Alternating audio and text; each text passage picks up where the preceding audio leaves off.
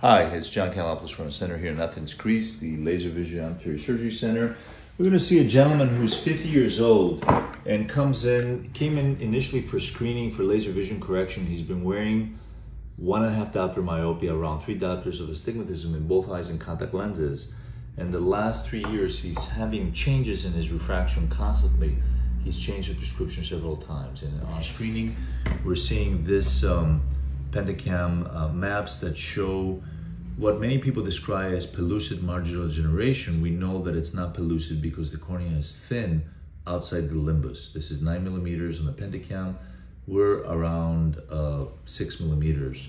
Very oblique cone showing a claw-like astigmatic change. The astigmatism is almost regular in the central pupillary aperture, but it's clearly a oblique cone, very rare in my experience. And this is also mirrored here on the anterior and posterior elevation. We can see that's more marked in the posterior elevation.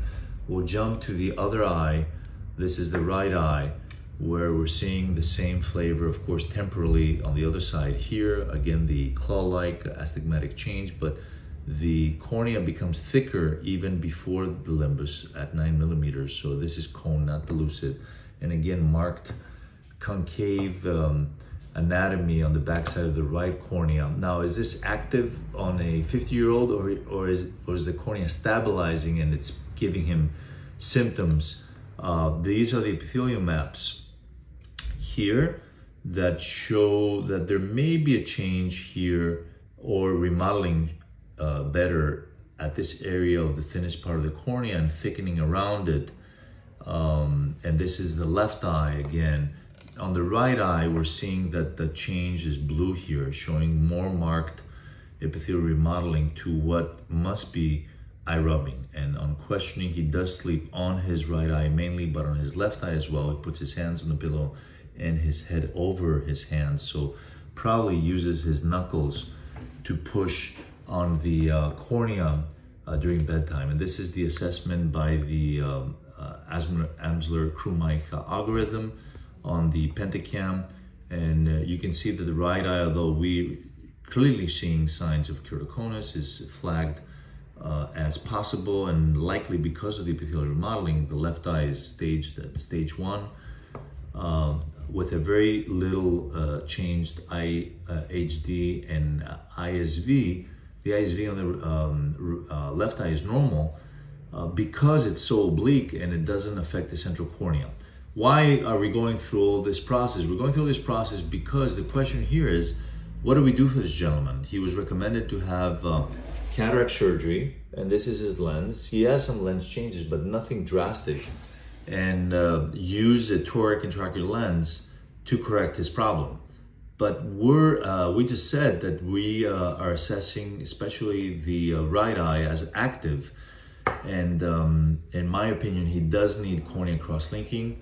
We would, of course, offer him the possibility of performing an Athens protocol cross-linking, which would also significantly correct or normalize, for that reason, the cornea and treat some of the refractive error. It remains, though, challenging the fact that our CXL has to be focused so obliquely, and we know that most or all CXL devices illuminate the cornea in the central 7 millimeters. So this is right at the edge of where the illumination by all CXL devices takes place, the central 7 millimeters. So in my opinion, I explained to the patient, during the CXL procedure, the beam of the CXL device needs to be decentered inferotemporally and centered more onto the cone in both eyes. The right eye here, the left eye here, again, inferotemporally here, maybe even more decentered than the right eye. So we're seeing how complex and how different keratoconic eyes can be, and that not every case is the same, and how in this particular case we have proof that keratoconus does not stop at 40.